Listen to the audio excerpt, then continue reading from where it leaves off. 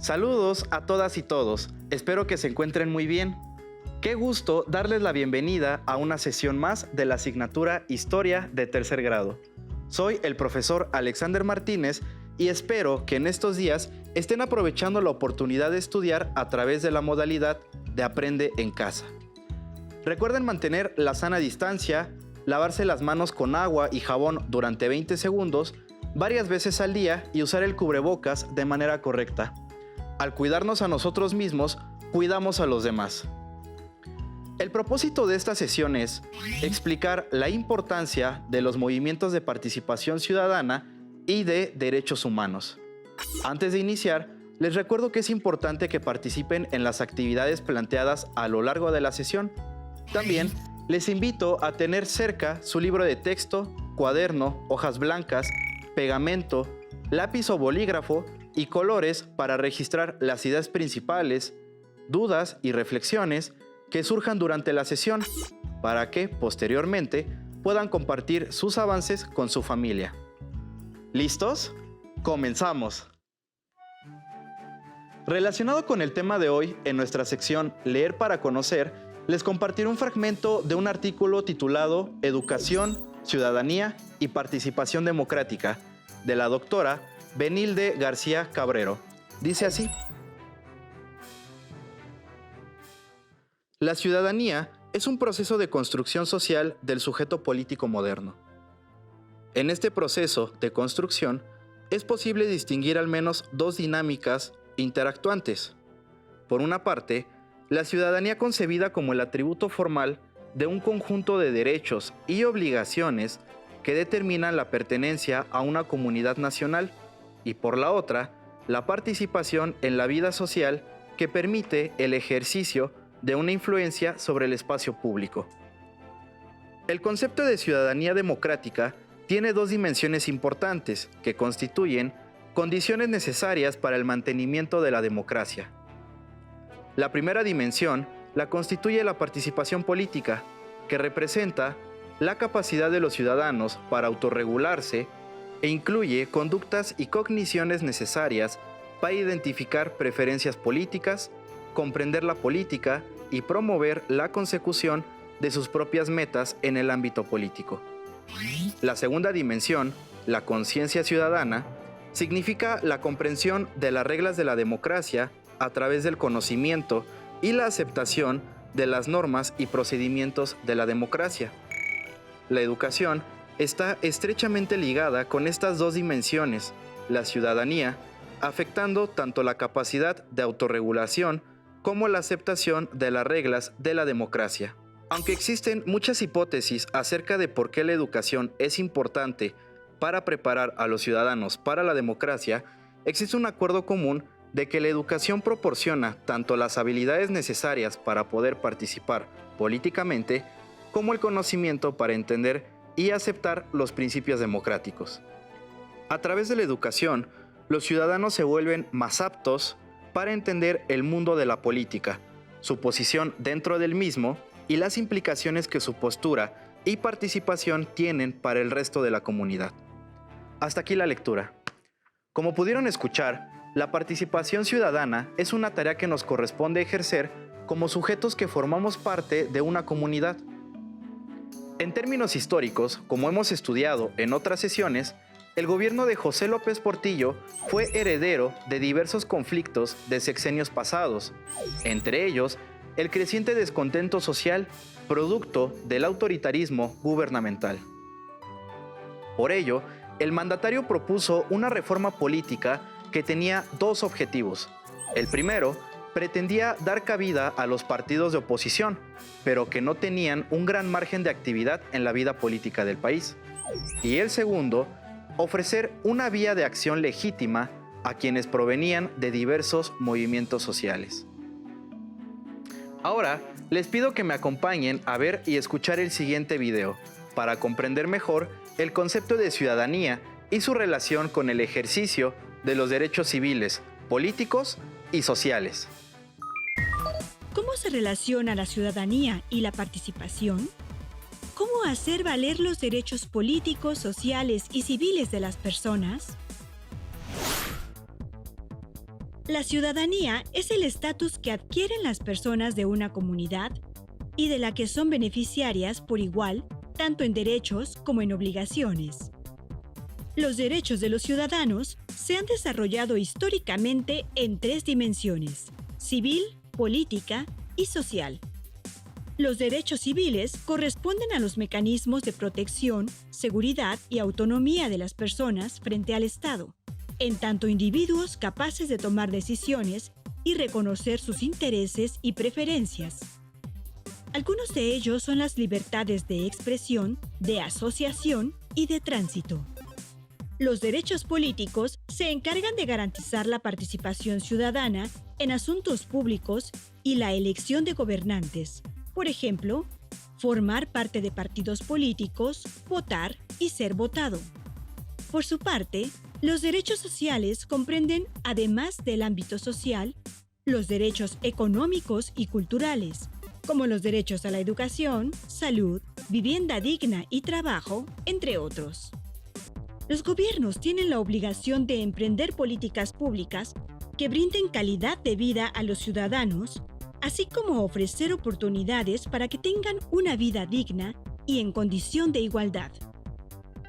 En realidad, no se ha logrado que todos tengan las mismas oportunidades. Aún hay importantes contrastes sociales, económicos y desigual participación política. Así, los derechos humanos y constitucionales, aceptados por muchos países, no aplican para todos, lo cual es evidente en América Latina.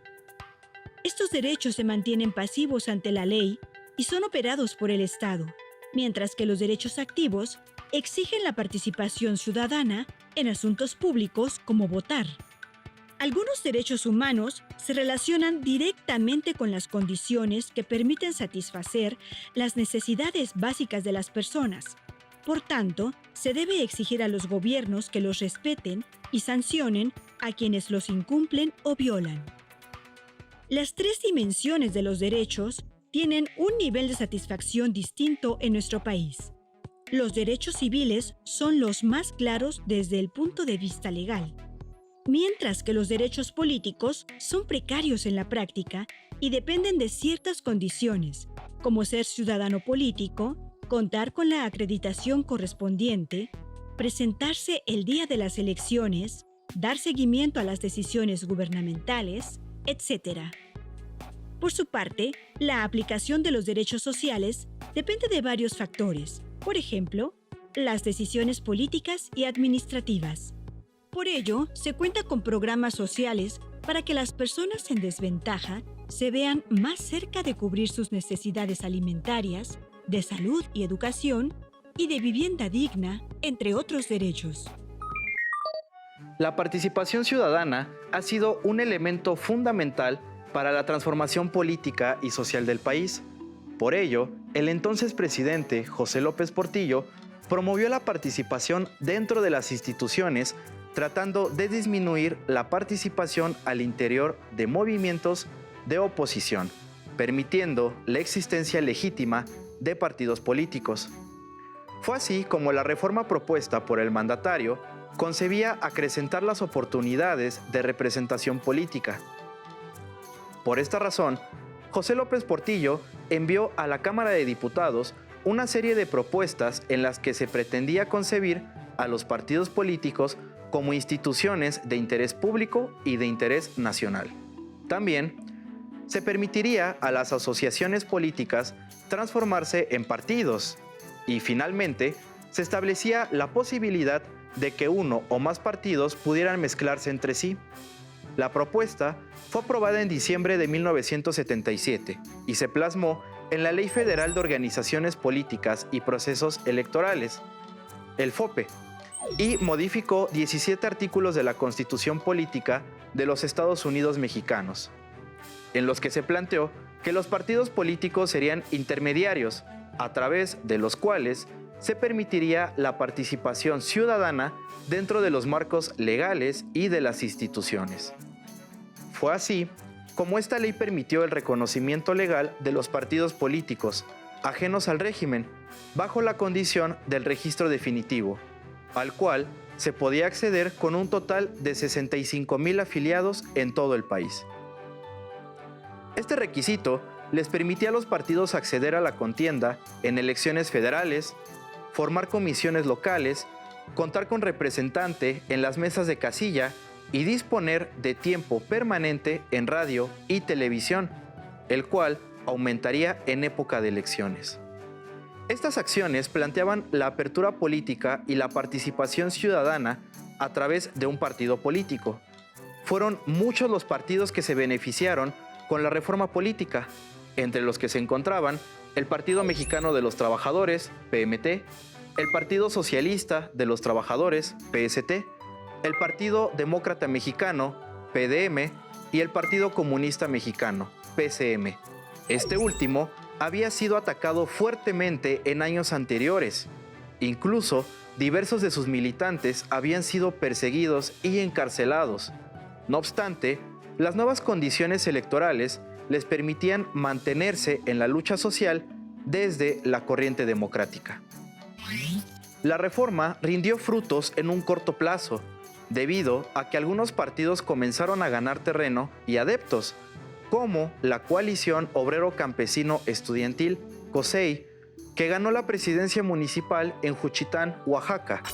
Por otro lado, el Partido Acción Nacional, PAN, cobraba fuerza en algunos estados de la República y ganaba lugares dentro de la Cámara de Diputados. Los intentos por otorgar apertura política no solo se vieron reflejados en los partidos políticos. La vida sindical alentaba constantemente a los trabajadores a unirse a los sindicatos para que fueran estos los encargados de manifestar sus demandas ante las instancias correspondientes. No obstante, diversos líderes sindicales eran conocidos por llevar a cabo acciones antidemocráticas y corruptas al interior de estas organizaciones. Por ello, hubo divisiones al interior de algunos sindicatos, por lo que diversas corrientes promovieron movilizaciones que culminaron en la formación de centrales sindicales que arroparon a quienes se separaron. Entre la década de los 70 y los 80 se evidenció una gran distancia sindical en el gremio electricista y el docente, los cuales crearon corrientes opositoras al interior de sus sindicatos. En el caso de los electricistas, el Sindicato Único de Trabajadores Electricistas de la República Mexicana, SUTERM, fue la culminación del conflicto que surgió entre la corriente democrática con el Sindicato Nacional y el movimiento obrero, por lo cual el SUTERM aceptó la incorporación de las masas trabajadoras descontentas con el sindicalismo oficial y se vinculó con la insurgencia obrera. Por otro lado, en el caso de los maestros, uno de los ejemplos del sindicalismo independiente fue la organización de profesores y trabajadores de la Universidad Nacional Autónoma de México, quienes formaron el Sindicato de Trabajadores de la UNAM, STUNAM. Si bien el gobierno trató de abrir espacios de participación ciudadana, como la reforma política y el apoyo a sindicatos, estas no fueron las únicas vías de acceso que la población civil encontró para manifestar sus demandas. A la par de la legitimación de partidos políticos, diversos sectores de la población se organizaron para exigir la satisfacción de condiciones dignas de vida. Muchas de las peticiones se debían al crecimiento de la pobreza, producto de la crisis económica. Una de estas exigencias estaba relacionada con la falta de vivienda, lo cual ocasionó la ocupación ilegal de terrenos, en los que eventualmente surgieron colonias populares que después de un tiempo exigían servicios como agua, luz y la regularización de la propiedad. Muchas de estas organizaciones eran privadas, formadas por ciudadanos que tenían como objetivo impulsar acciones en beneficio de los demás y luchar por la defensa de las libertades y derechos de la sociedad, especialmente de los grupos más pobres y marginados. Al igual que en otros países, estas organizaciones crecieron por la necesidad de resolver problemas que afectan a la población más vulnerable, como la salud, la educación, la pobreza, el maltrato, la violencia familiar o la discriminación, problemas que no habían podido ser resueltos por los gobiernos. Asimismo, luchaban para hacer respetar las libertades y derechos de todos los ciudadanos, así como por la protección al medio ambiente y a los animales. Actualmente, a este tipo de organizaciones se les denomina como organizaciones de la sociedad civil o no gubernamentales, ONGs, y son organismos sin fines de lucro, formados por ciudadanos que han tenido un papel cada vez más importante para crear conciencia sobre estos temas e influir en el diseño de políticas públicas encaminadas a resolverlos. Algunas de sus prioridades actuales están relacionadas con la Agenda 2030, como el fin de la pobreza, educación de calidad, igualdad de género, acceso a agua potable, reducción de las desigualdades y salud y bienestar. Entre 1970 y 1980, algunas de estas organizaciones estuvieron formadas por grupos eclesiásticos comprometidos con el ala más progresista de la Iglesia Católica, como los jesuitas, y grupos de laicos que concentraron su trabajo en las colonias populares y en comunidades rurales, atendiendo algunos problemas como la educación, la salud y servicios más apremiantes de la población. Asimismo, es en este periodo donde surgen los primeros grupos orientados a promover la participación democrática y vigilar el desarrollo de las elecciones, realizando encuestas y actuando como observadores de casillas para constatar que se respetara el voto de los ciudadanos y no se realizaran fraudes. Por otra parte, los comités de lucha en defensa de los presos políticos y las personas desaparecidas lograron que, en la década de 1990, se fundara la Comisión Nacional de los Derechos Humanos. Un ejemplo claro de participación ciudadana independiente fue la reacción de la sociedad civil después del terremoto del 19 de septiembre de 1985. La destrucción generada por el terremoto fue tan grande que los recursos del gobierno fueron insuficientes para satisfacer las necesidades inmediatas de los afectados, ante lo cual se multiplicaron los actos de solidaridad de miles de personas que se volcaron a las tareas de ayuda y rescate. En todas las partes afectadas se formaron brigadas de hombres, mujeres, jóvenes y niños que proporcionaban alimento, agua, medicinas y auxilio a los afectados. Se ha señalado que en ese contexto nació la Organización de la Sociedad Civil Mexicana. A partir de entonces, muchos de esos grupos continuaron con una intensa actividad en las etapas siguientes, ayudando a la población afectada a que se organizara para llevar a cabo la reconstrucción de las viviendas dañadas y para lograr que mejorara la terrible situación en que vivían muchas familias. Nacieron entonces organizaciones de damnificados que tendrían un papel relevante en el movimiento urbano popular en los siguientes años.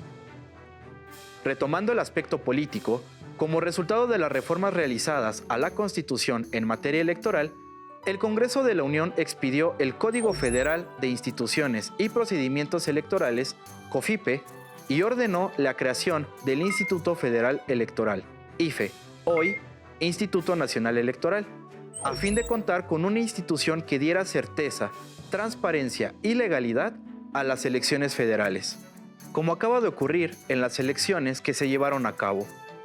Entre sus atribuciones se encuentran fortalecer la confianza y la credibilidad de la ciudadanía en las elecciones federales, regular el acceso de los partidos políticos y las autoridades electorales a los medios de comunicación, promover la participación ciudadana en las elecciones, asegurar condiciones de equidad y civilidad en las campañas electorales, transparentar el proceso de organización y difusión de los resultados electorales. Para complementar lo estudiado en esta sesión, les invito a ver y escuchar el siguiente video sobre la participación ciudadana. Participar significa tomar parte o compartir. Se trata de un acto social y se entiende como un acto de voluntad individual a favor de una acción colectiva. La participación se vincula con un conjunto de voluntades humanas en una circunstancia específica. Los niveles de participación no son iguales en todas las personas. Hay quienes pueden hacerlo, pero por diversas circunstancias no quieren. mientras que existen quienes, aunque desean participar, no pueden. Participar es una acción política y requiere tomar decisiones. Estas empiezan al definir si se participa o no. En el primer caso, se deberán analizar las opciones y elegir una, considerando las necesidades y los intereses personales y del grupo. Es imposible que los ciudadanos se involucren en todos los asuntos públicos, como lo es que no lo hagan. Así, la abstención es otra forma de participar. Entre los dos extremos hay una amplia gama de posibilidades intermedias en las que nos encontramos todos. Lo cierto es que, en un colectivo, todos los integrantes desempeñan un papel y los conflictos son inevitables. Así, en cada grupo se identifica la figura de por lo menos un líder y personas que hacen o aportan más que otras. La participación y la representación son pilares de una democracia. La condición básica de la vida democrática reside en el poder del pueblo, y la forma de asegurar que se cumpla con esta condición es mediante el derecho al sufragio. Se requiere de la participación ciudadana para que las personas acudan a votar el día de las elecciones.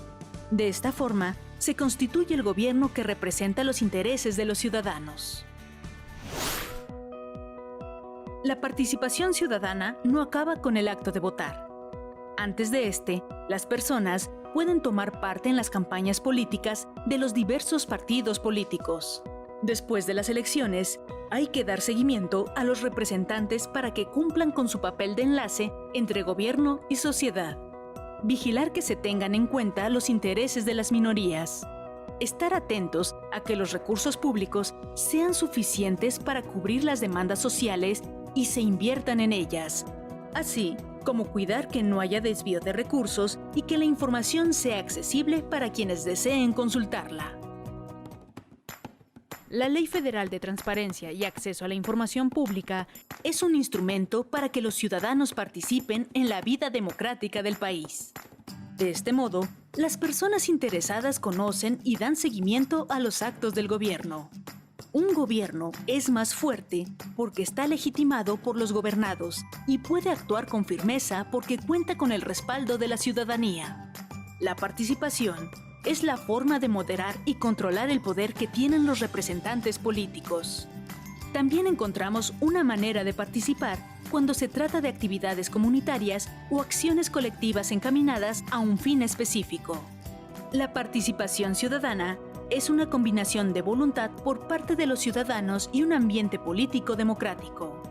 Entre estos dos ingredientes existen diversas formas de participación, que puede ser desde la más leve hasta la más comprometida, pero siempre exige la aceptación de las reglas de la democracia y la libertad de las personas que participan.